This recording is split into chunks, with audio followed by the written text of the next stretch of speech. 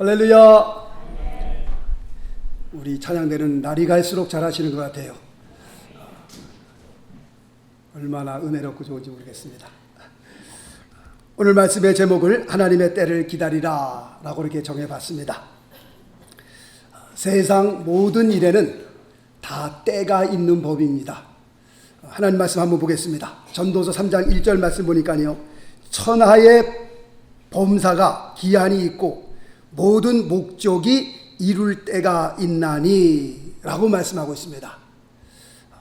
세상 모든 일에는 다 뭐가 있다고요? 때가 있다라는 것을 말씀을 통해서, 우리의 삶을 통해서 우리가 보게 됩니다. 농부가 씨앗을 봄에 뿌립니다. 봄에 뿌린 씨앗을 가을이 되면 수확을 하게 됩니다. 그 열매를 가을에 거두게 됩니다.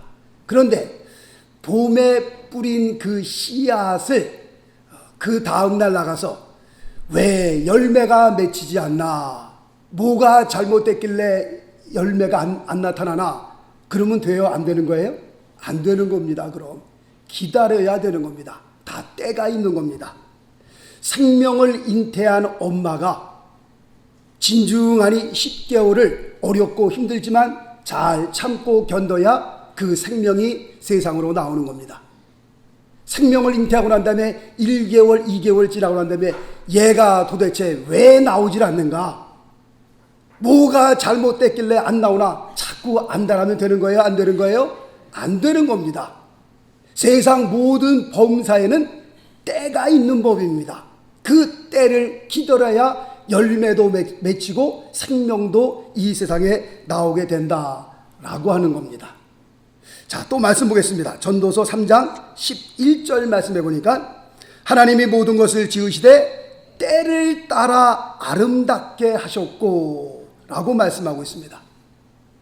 여기는 4계절이 있습니다. 봄은 봄대로 그렇게 아름답고요, 갖가지 꽃들이 피는 것을 보면서 어떻게 저런 색깔을 하나님께서 만드셨을까, 봄은 신기하고요, 젊었을 때는 개나리가 그렇게 지저분하게 보이더니 나이가 좀 드니까요, 그 개나리도 얼마나 예쁜지 몰라요. 그 꽃마다 피어나는 그 계절, 봄을 볼 때에 너무 아름답고요, 여름은 여름대로 또 아름답고요, 가을은 가을대로 멋있고 겨울은 겨울대로 멋있습니다. 하나님께서 모든 것을 때를 따라 아름답게 하셨다라고 말씀하고 있습니다. 한두 살 아기 때는요, 아기로서 아름답습니다. 얼마나 귀엽고 좋은지 몰라요. 10대는 10대로서 또 아름답습니다. 20대는 20대로 30, 40, 50, 60, 70, 80 연세가 드시면서 그 나이에 맞게끔 하나님께서 그 나이의 아름다운 미를 갖게 하셨습니다. 만약에 20대가 80대처럼 보인다, 이거 보기 좋지 않을 것 같습니다. 거꾸로 80대 되신 할머니가 20대처럼 보인다, 이거 뭐 흉측할 것 같습니다. 무슨 귀신을 보는 것 같기도 하고. 10대는 10대로서의 아름다움이 있어요.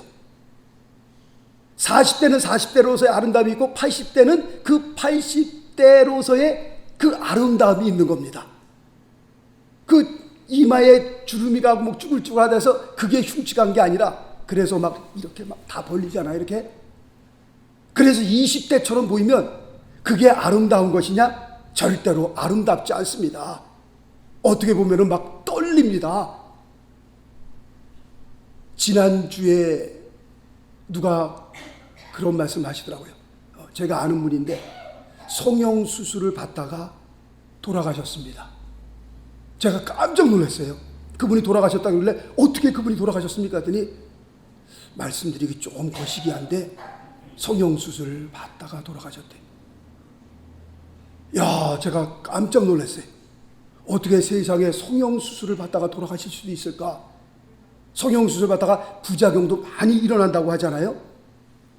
그 부작용이 많은 그 성형수술을 왜 자꾸 받으실까? 우리 권사님들 절대로 성형수술 받으시면 안 돼요. 지금 이 모습 그대로 아름답습니다. 우리 강 권사님도 그 모습 그대로 아름답고요, 강 권사님 가셔서 성형수술 받으시면 안 돼요. 그냥 그 모습이 아름답습니다. 그냥 70대로 80대로서의 그 아름다움이 그 나이에 묻어 있는 거예요.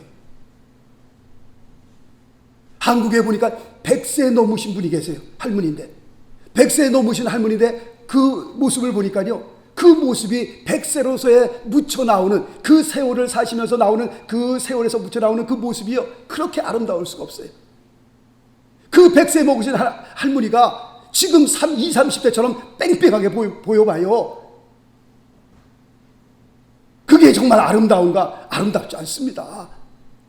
하나님께서 때를 따라 모든 것을 다 아름답게 만드셨다라고 말씀하고 있습니다. 하여튼 페이로나고요, 우리 믿는 사람은 하나님께서 모든 일을 아름답게 진행해 나가시는 하나님의 때와 하나님의 시간을 볼 줄 알아야 한다라고 하는 겁니다. 이것을 보지 못하면요, 하나님의 시간과 하나님의 때를 보지 못하면 내 마음대로 행할 수 있고요, 내 마음대로 행하고 내 마음대로 움직이는 거기에 사고가 일어날 수 있다라는 것을 말씀을 드립니다. 하나님께서 아브라함과 사라에게 그들의 후손을 약속해 주셨습니다. 그들의 자손을 약속해 주셨습니다. 그것도 아주 분명하게 아브라함과 사라에게 그들의 자손을 약속해 주셨습니다. 하나님께서 언약의 말씀을 그들에게 주셨으면 아브라함과 사라는 가만히 잠잠히 참아 기다리면 되는 겁니다. 기다리면 언젠가는 하나님께서, 그 신실하신 하나님께서 언약을 하셨기 때문에 그 언약의 말씀이 이루어지는 때가 있습니다. 그런데 아브라함과 사라가요, 하나님의 때를 기다리지 못하고 어떻게 해요? 사고를 치고 말았습니다. 하나님의 시간을, 하나님의 때를 기다리지 못하고 자기의 시간을, 하나님의 때를 자기의 시간에, 자기의 때에 맞춰버리고 말았어요. 그래서 하나님 앞에 대형 사고를 치고 말았습니다. 그 대형 사고 때문에요, 그 집안끼리 싸움이 시작된 것이 오늘날까지, 중동 지방 보세요. 오늘날까지 그 이삭과 이스마엘 그 자손들이 오늘날까지 피비린내나게 지금 싸우고 있는 겁니다.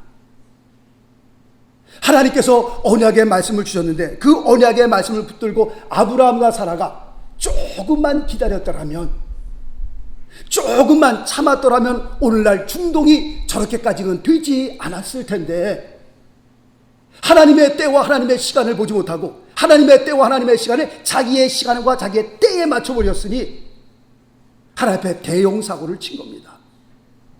오늘날 중동을 보잖아요. 그래서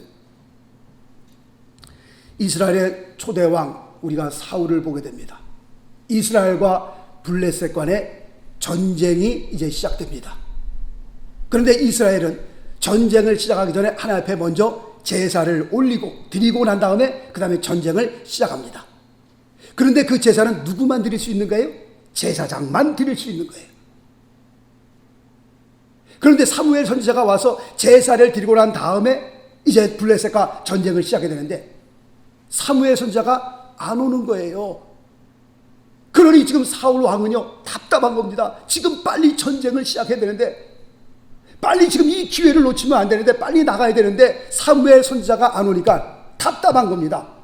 그래서 제사장만 드릴 수 있는 그 제사를 누가 드려버리는 거예요? 자기가 드려버리는 거예요. 야, 아무래도 안 되겠다.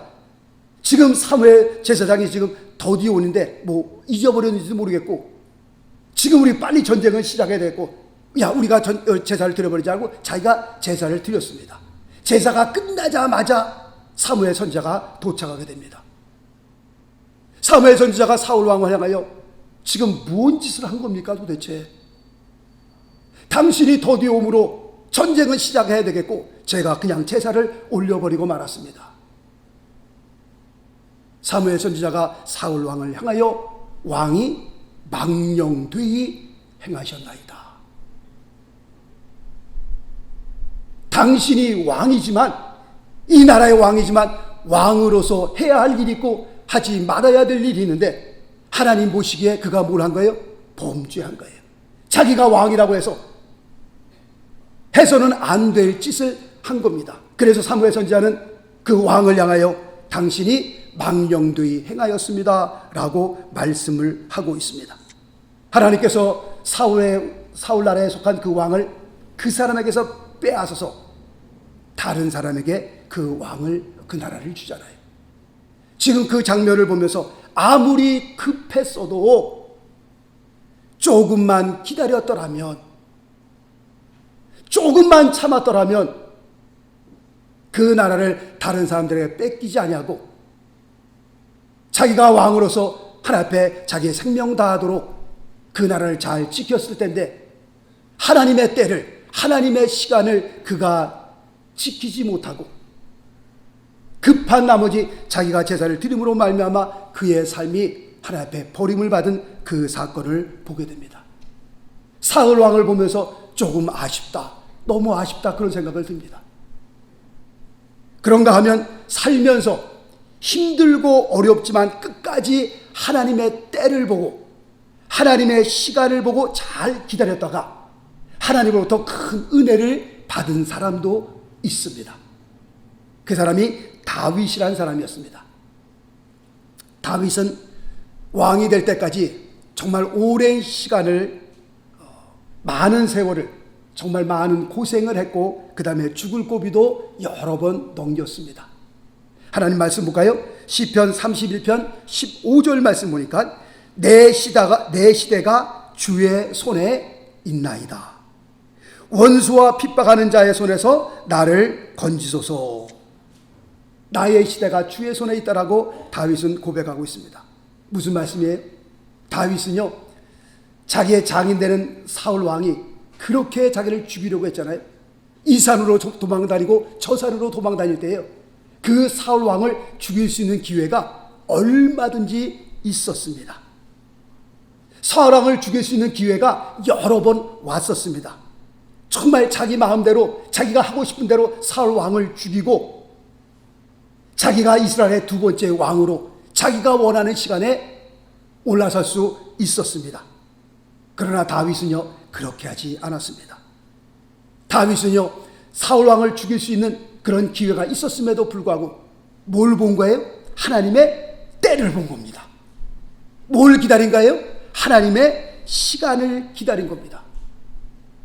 오늘 시편의 다윗의 고백처럼 나의 시대가 누구의 손에 있는가요? 하나님 손에 있는 거예요. 내 시대가 내 손에 있는 거예요? 내가 내 삶을 내 마음대로 좌지우지하며 나의 삶이 내 손에 있으니 내가, 아니요. 다윗은 사울 왕으로 얼마든지 죽일 수 있는 기회가 여러 번 왔지만 그럼에도 불구하고 하나님의 때를 기다린 겁니다. 하나님의 시간을 기다렸던 겁니다. 왜냐하면 나의 시대가 내 손에 있는 것이 아니라 하나님의 손에 있기 때문에 그렇다라고 하는 겁니다. 그런 말 있잖아요. 5분 먼저 가려다가 50년 먼저 간다, 그런 말 있잖아요. 운전하고 가면서 막 급하게 막 그냥 5분 먼저 가려고 하다가 마찬가지입니다. 우리가 우리의 삶을 하나님의 때를 보지 못하고 하나님의 시간을 보지 못하고 아브라함과 사라처럼 사울 왕처럼 5분 먼저 앞으로 달려가려다가 50년을 잃어버리는 겁니다. 내가 이렇게 하면 빨리 갈 수 있겠지, 내가 이렇게 결정하면 빨리 일을 이룰 수 있겠지 라고 생각하지만 그렇지 않습니다. 다윗 왕의 고백처럼 하나님의 때를 기다리고 하나님의 시간을 기다렸다가 정말 내가 앞으로 갈 수도 있지만, 내가 내 마음대로 결정하고 갈 수 있지만 하나님의 시간을 기다리는 그 시간이, 그때가 뒤돌아보면 가장 빠른 겁니다. 5분 먼저 가려다가 50년 먼저 가지 마시고 정말 하나님의 때와 하나님의 시간을 기다렸다가 하나님의 은혜를 덧입는 그런 귀한 삶 되시기를 예수 그리스도의 이름으로 축원합니다. 성경에 보면 요셉이라는 사람도 그렇습니다. 하나님께서 요셉에게 꿈을 보여주시잖아요. 그 꿈이요, 보통 꿈이 아닙니다. 정말 어마어마한 꿈을 꾸었는데 그 꿈과는 상관없이 요셉의 삶을 보니까요, 정반대의 삶으로 요셉의 삶이 꼬이는 것을 보게 됩니다. 요셉의 삶이 점점 어두워지고요, 점점 낭떠러지로 몰리잖아요. 한 발자국만 앞으로 딛게 되면 낭떠러지로 떨어지는 그런 위험한 삶으로, 아찔한 삶으로 점점 몰리는 것을 보게 됩니다. 그러나 요셉의 삶을 쭉 볼 때에 요셉은요, 절대로 함부로 행동하지 않았습니다. 자기가 하고 싶은 대로 마음대로 하기로 결정하지 않았습니다. 정말 힘들고 어렵지만 어떻게 보면 이렇게 살다가 내 인생이 그냥 끝날 수도 있겠다. 하나님께서 보여주신 그 비전과는 상관없이 점점 꼬이고 점점 어두워지는 그 삶을 바라보면서 하나님, 내 인생은 왜 이렇습니까? 불평, 원망. 성경에 보니까 한마디도 없어요. 그렇게 어려운 가운데서도 요셉은 하나님의 시간을 기다리고 하나님의 때를 기다렸던 겁니다.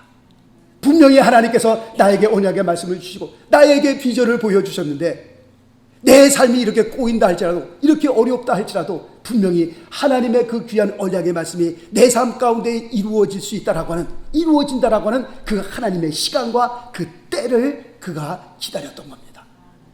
하나님 말씀 볼까요? 시편 105편 17절로 19절까지 말씀 보니까 한 사람을 앞서 보내셨으며, 누구를 말씀하는 거예요? 요셉을 가리켜 말씀하는 겁니다. 한 사람을 앞서 보내셨으며 요셉이 종으로 팔렸도다. 그 발이 착고에 상하며 그 몸이 쇠사슬에 매였으니. 지금 이 상황을 바라볼 때요, 요셉은 망한 겁니다. 요셉의 인생은 끝장난 겁니다. 종으로 팔려가고요, 감옥소에 있으면서 그 몸, 그 두 팔과 두 다리가 쇠사슬에 매여 있는데 뭘 더 여기서 원하겠어요? 여기서 어떻게 더 좋은 삶을 바라볼 수 있겠어요? 사실 지금 이 말씀만 볼 때에 요셉의 삶은 끝난 겁니다. 그러나 이런 상황 가운데 있다 할지라도 요셉은 좌절하거나 낙망하거나 하나님을 내가 원망했다는 그런 말씀을 절대로 찾아볼 수 없어요. 자기의 주어진 그 삶에서 충성하고 또 열심히 일하는 요셉의 모습을 우리가 오히려 발견하게 됩니다. 요셉이 종으로 팔렸고 그 발이 착고에 상하며 그 몸이 쇠사슬에 매였으나, 그 다음 말씀 보니까요, 곧 여호와의 말씀이 응할 때까지라. 지금 요셉이 이걸 본 거 아니겠어요?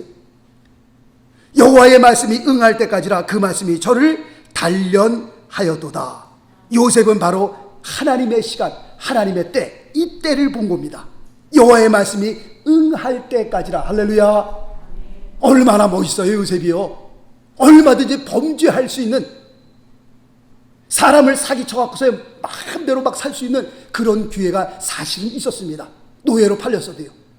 그럼에도 불구하고 항상 정직하게 무슨 일을 하더라도 하나님 앞에 사는 것처럼 그렇게 정직하게 사는 요셉의 삶이 점점 힘들어지지만, 점점 꼬이지만, 그럼에도 불구하고 하나님의 시간을 기다리고 하나님의 때를 기다렸던 거예요. 여호와의 말씀이 응할 때까지라. 하나님께서 하나님의 시간이 되니까 그를 감옥에서 꺼내시고 애굽의 국무총리로 삼으시잖아요. 그를 통해서 이스라엘 큰 민족을 이루게 하시고, 출애굽에서 나올 때는 약 200만 명이나 되는, 혼자서 애굽으로 들어갔지만 나올 때는 약 200만 명이 돼서 출애굽하게 되잖아요. 신앙생활이라는 게 도대체 뭡니까? 신앙생활이라는 게 도대체 뭡니까? 라고 하는 그 질문에 하나님의 이름을 빌려서 내 뜻을 이루는 것이 신앙생활이에요? 도대체 신앙생활이라는 건 뭡니까? 내 시간에 내 뜻에 맞추어서 하나님께서 착착 움직여 주시는 것. 그 하나님을 바라보면서 야, 이 하나님이 진짜 하나님이지 라고 하는 것이 신앙생활이에요. 도대체 신앙생활이라는 게 뭡니까 도대체? 신앙생활이라고 하는 것은 내 뜻이 여기 있어도 하나님의 뜻이 여기 계시다면 내 뜻을 포기하고 하나님의 뜻을 따라가는 것이, 그것이 신앙생활입니다. 우리가 왜 기도해요 도대체? 우리가 왜 하나님의 말씀을 묵상합니까? 내 마음대로 살라고 기도해요? 우리가 기도하는 이유가 하나님 내 뜻이 여기 있으니까 하나님의 뜻이 여기 있다 할지라도 주님 내 뜻에 맞춰 주시옵소서, 그리고 기도하는 거예요? 그래서 기도하는 거예요? 우리가 왜 도대체 기도하는 거예요? 우리가 하나님 앞에 기도하는 그 이유는 하나님의 거룩한 뜻대로 우리의 삶을 맞추기 위해서, 내가 하고 싶은 일이 여기 있다 할지라도 하나님께서 원하시는 일이 여기에 있다면 그 뜻을 우리가 포기할 수 있어야 되는 거고요. 내 뜻이 여기 있다 할지라도 하나님의 뜻이 저기에 있으면 그 뜻대로 우리의 삶의 방향을 틀 수 있어야 하는 것이 신앙생활인데, 우리의 신앙생활이 그렇게 되기 위해서 우리가 기도하는 거예요. 하나님 앞에 애쓰고 기도하며 하나님 말씀 묵상하는 그 이유가 바로 거기에 있는 거예요.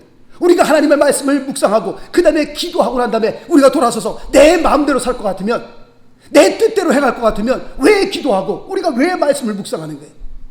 기도할 필요도 없고요, 말씀을 묵상할 필요도 없는 거지요. 하나님 앞에 부르짖어 기도하며 하나님의 말씀을 우리가 묵상하는 이유가 여기 있는 거예요. 우리의 신앙생활이 어떻게 하든지 하나님이 원하시는 쪽으로, 하나님이 원하시는 방향으로, 하나님의 뜻대로 우리가 살기 위해서 우리가 기도하고 말씀을 묵상하는 줄로 믿습니다. 바로 신앙생활이라고 하는 것은요, 하나님의 때를 기다리는 거예요. 하나님의 시간을 기다리는 거예요. 내 마음대로 우리가 사는 것이 아니라, 좀 답답해도 우리가 기도하면서 하나님의 때를 기다릴 줄 아는 사람이 신앙생활을 잘하는 사람인 줄로 믿습니다. 오늘 읽어드린 베드로전서 5장 6절 말씀 보니까 때가 되면 너희를 높이시리라, 그렇게 말씀하고 있습니다. 때가 되면 우리를 높이시겠다라고 말씀하신 이 말씀이 우리의 삶 가운데 이루어지려면 우리가 어떻게 해야 합니까? 때가 되면 우리를 높이신다고 하는데 우리가 어떻게 해야 합니까? 오늘 본문 말씀을 통해서 간단하게 두 가지로만 말씀을 드리겠습니다. 베드로전서 5장 6절 말씀 보니까는 하나님의 능하신 손 안에서 겸손하라 라고 말씀하고 있습니다. 하나님께서 우리를 높여주시기 위해서는 우리가 하나님의 능하신 손 안에서 먼저 어떻게 겸손할 수 있어야 됩니다. 그럼 무엇이 겸손입니까? 라고 할 때 겸손이란 게 막 이런 게 겸손이에요? 그냥 막 이런 게? 하나님 앞에서 겸손이란 게 뭐예요?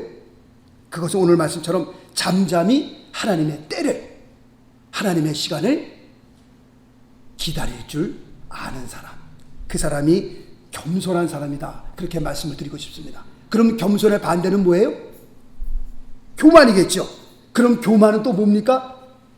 교만은 이렇게 해석하고 싶습니다. 교만은 하나님 없이 내 마음대로 사는 사람, 그 사람을 교만한 사람이다, 그렇게 말씀드리고 싶습니다.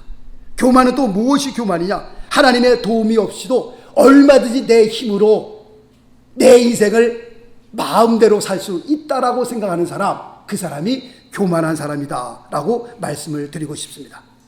그러므로 하나님의 때와는 전혀 상관없이 내 마음대로 결정하고 내 마음대로 행동하는 사람, 이 사람이 하나님 앞에서 교만한 사람이다 라고 말씀을 드리고 싶습니다. 우리가 한 가지 꼭 기억해야 될 것은요, 우리 인간은요, 내 마음대로 살고 내 마음대로 결정하고 내가 하고 싶은 대로 할 수 있지만 꼭 한 가지 기억해야 될 것은 우리 인간은 한치 앞을 내다보지 못하고 살아가는 마치 맹인과 같은 그런 사람이다 라고 말씀을 드리고 싶습니다. 우리가 돌아서면 그 돌아서면 무슨 일이 벌어질 줄 알아요? 몰라요. 내일 무슨 일이 날 줄 우리가 알아요? 모릅니다. 내일이 뭐예요? 1시간, 아니 5분, 그 다음에 돌아서 1분 후에 무슨 일이 벌어질지 전혀 알지 못하고 살아가는 것이 우리 인간이라니까요. 우리의 마음이요, 아침에 틀리고 저녁에 틀리다니까요. 조속으로 변하는 우리의 인간은, 우리의 마음을 보면서 우리 자신이 우리를 믿을 수 있을 것 같아요? 아니요. 내 자신도 내가 내 자신도 믿지 못하는 그런 사람입니다. 그러므로 겸손이라고 하는 것은 내 자신을 믿는 것보다는 전능하신 하나님을 믿고 나의 모든 것을 하나님 앞에 내려놓고 그분의 때를 기다릴 줄 아는 사람, 그 사람이 겸손한 사람입니다. 그런 사람이 하나님의 은혜를 입을 줄 아는 사람입니다. 그 다음에 두 번째로는 베드로전서 5장 7절 말씀 보니까 너희 염려를 다 주께 맡겨버리라, 그렇게 말씀하고 있습니다. 우리가 살면서 염려한다라고 하는 것은 이 염려가 되는 이 문제는 제가 알아서 다 해결할 테니 하나님께서 옆으로 좀 빠져주시기 바랍니다 라고 하는 그런 뜻이 됩니다. 이런 사람들은요, 보통 내 인생의 주인은 나라고 믿고 있는 사람입니다. 내 인생은 내가 주인이 돼서 내 마음대로 좌지우지 할 수 있다라고 믿는 사람들입니다. 그러나 이것처럼 위험한 일이었고요, 이것처럼 어리석은 사람이 없다라는 것을 말씀을 드립니다. 내가 그렇게 똑똑하다고 여러분들 믿으세요? 나보다 똑똑한 사람은 얼마든지 많습니다. 그리고 내가 똑똑하다는 그 머리, 언제까지 그렇게 똑똑하다고 여러분들 생각되세요? 내가 이쁘다고, 내가 잘생겼다고 여러분들 자랑하세요? 그 이쁘고 그 잘생긴 게 얼마나 가겠냐라고 하는 겁니다. 50 넘고요, 60 넘고 70 넘고 80 넘은 할머니 할아버지들 보세요. 다 할머니 할아버지예요. 그냥 그 할머니 할아버지 80, 90 넘은 할머니면 야 너무 예쁘게 생겼다, 야 너무 잘생겼다. 뭐 특별히 그런 분도 계시겠지만 보통 보면 약 8, 90 넘으신 분들 보면 다 할머니구나 할아버지구나 그렇게 분리가 되지. 세상 살면서 돈이 많다고 여러분들 교만하세요? 그럴 필요 없습니다. 그 재물이 영원토록 여러분과 함께 간다고 여러분들 생각하세요? 그렇지 않습니다. 잠언서에 보니까요, 그 재물은 뭘 달고 있다 그랬어요? 날개를 달고 있어갖고요, 언제 나에게서 날아갈지 모르는 겁니다. 언제 날아갈지 모르는 그 재물에 나의 소망을 둬요? 그 재물을 보고서 영원히 그 재물이 나와 함께 있을 거라고 생각하세요? 그렇지 않습니다. 가끔 간증을 드리는 것처럼 제가 오꾸라 호마에서 공부를 할 때에 저랑 같이 청소를 하시던 분이 계셨습니다. 그때 그분이 50 한 중반, 거의 60대 되셨어요. 그분은 청소를 2곳, 3곳을 하게 되는데 밤새도록 한 6, 7시에 나가면 밤새도록 막 새벽 5시쯤에 들어오세요. 이곳에 가면서 막 뛰면서 그렇게 청소하기를 10년을 청소하셨어요. 매달 열심히 일해서 그 버는 돈을 한국으로 다 보냈습니다. 그분 집에 아파트에 가보면요, 그 고향 생각나니까 오래전이죠 벌써요. 맨날 그 비데오가 이렇게 쌓여 있어요. 그냥 막 고향 생각나니까 한 번도 한국을 나가본 적이 없어요. 불법 체류자이기 때문에 열심히 그냥 일만 한 거예요. 그리고 10년을 돈을 모았습니다. 10년을 한국에다 보낸 거예요. 보면 늘 그냥 라면 드시고요, 그 다음 앉아서 그냥 비데오 보시다가, 한국 비데오 보시다가 그 다음에 저녁 4, 5시 되면 또 일 나가시는 거예요. 새벽에 들어오시고. 그렇게 10년을 일하고 한국에 돈을 보내가지고, 야 이제 10년 동안 돈이 쌓였으니까 내가 이제는 한국 나가서 10년 동안 모은 그 돈 가지고 조그만 구멍가게 하나 하고 내가 좀 편안하게 살아야 되겠다 라고 생각하고 한국에다 전화를 한 겁니다. 여보, 내가 10년 동안 여기서 일했는데 이제 내가 한국에 나가야 되겠어. 이제 한국에 나가서 조그만 구멍가게 하면서 같이 삽시다 라고 전화를 드렸는데, 그때 한국에 있는 부인이 한국에 나오신다고 하니까 그때 고백을 하는 거예요. 여보 미안해. 당신이 10년 동안 보내준 그 돈 가지고 내가 좀 더 큰 돈으로 불려보려고 그 돈을 투자했다가 그 돈 다 날려버리고 말았어. 다 잃었어. 그 소리예요. 충격받아 그분이 그냥 장님이 돼버렸어요. 그 얼마나 충격을 받니, 그냥 그 자리에서 앞을 못 보시게 된 거예요. 한국을 나가셔야 되는데 한국 나갈 그 비행기 요금 돈이 없어요. 주변에서 돈을 모아가지고 그분에게 비행기 티켓 마련해 드렸습니다. 10년 동안 잘 모아놨으니까 이 돈이 그대로 있겠지? 아니요. 언제 날아갈지 모르는 겁니다. 내가 지금 힘이 있다고 해서, 내가 지금 재물이 많다고 해서 그것 때문에 교만해요? 그럴 필요 없는 겁니다. 그 재물을 바라보면서 야 이제는 내가 떵떵거리고 그런 사람처럼 어리석은 사람이 없는 겁니다. 사람이라는 게 모릅니다. 제가 말씀드리잖아요. 지금 인생의 바닥을 긴다 할지라도 좌절할 필요 없다고요. 지금 내가 인생의 하늘을 나른다고 할지라도 교만할 필요 없다고요. 하나님께서요, 언제 어느 때에 뒤로 돌아서 하면 인생은 역전되는 거예요. 인생의 바닥을 기는 사람이 1등 되는 거고요, 하늘을 나는 사람이 꽁치 되는 거고요. 우리 인생이 언제 어떻게 될지 모르는 겁니다. 좌절할 필요도 없고요, 교만할 필요도 없는 거고요. 하나님 말씀 보겠습니다. 베드로전서 1장 24절 말씀 보니까 모든 육체는 풀과 같고 그 모든 영광이 풀의 꽃과 같으니 풀은 마르고 꽃은 떨어지되 오직 주의 말씀은 세세토록 있도다. 네, 그렇습니다. 오늘 말씀처럼 그래서 우리 인생은 뭐예요? 일장춘몽이라고 그러잖아요. 우리 인생이 대단한 것 같아요? 그렇지 않습니다. 저는 옛날에 인생 무상을, 인생 회의를 느끼고요, 자살하는 사람들 이해를 못했습니다. 그런데 인생을 살아보면서 이제는 조금씩 이해가 돼요. 왜 그들이 자살을 하는지. 이 50년, 60년, 70년 살아보니까요, 인생이 뭐 대단한 것 같지만 인생이 그렇게 대단하지 않습니다. 살아보고 그러니까 인생 그 황혼역에 서갖고서요, 내가 여태까지 살면서 뭘 했나? 60년, 70년 살면서 내가 무엇하고 살았나? 생각해보면요, 해놓은 거 아무것도 없고요. 인생이 이렇게 허무할 수가 없고요. 인생이 아무것도 아니구나, 그렇게 느낄 수가 있는 거예요. 그런데 우리는 감사한 것이, 우리는 누굴 믿어요? 예수님을 믿기 때문에. 할렐루야. 우리에겐 소망이 있기 때문에. 예수 믿지 않는 사람들이 자살하는 것은요, 소망이 없는 거예요. 7, 80년을 이렇게 열심히 살았는데 가진 것이 아무것도 없는 거예요. 이런 인생 내가 끝내버리고 말자. 우리는 그렇지 않잖아요. 예수 그리스도로 말미암아 주님께서 주신 그 생명이 내 안에 있고, 영원한 하나님의 나라가 내 안에 있고, 내가 마지막 숨을 거두는 그 순간께 모든 것이 다 끝나는 것이 아니라 하나님의 그 귀한 나라가 우리를 기다리고 있잖아요. 할렐루야. 우리가 이렇게 인생이 아무것도 아닐진데 정말 인생을 살아가면서야 하나님 앞에서 까불면 안 되는 거예요. 내가 다른 사람보다 조금 똑똑하다고, 내가 다른 사람보다 조금 물질을 더 가졌다고 해서, 내가 뭔가 좀 됐다고 해서 하나님 앞에서 까불면 안 되는 거예요. 하나님께서 주신 그 귀한 복과는 상관없이 늘 하나님 앞에 우리가 가난한 심령으로, 의에 줄이고 목마른 심령으로 하나님을 찾을 수 있어야 하나님께서 내게 주신 그 귀한 복을 끝까지 유지할 수 있는 거예요. 하나님께서 주신 내 그 귀한 건강을 내가 끝까지 유지할 수 있는 것은 하나님 앞에 늘 겸손함과 정말 주님을 찾고 또 찾는, 주님을 갈망하는 그런 귀한 심령이 있어야 하나님께서 내게 주신 그 귀한 복이 오래 갈 수 있는 거고요, 건강이 오래 갈 수 있는 줄로 믿습니다. 결론을 내립니다.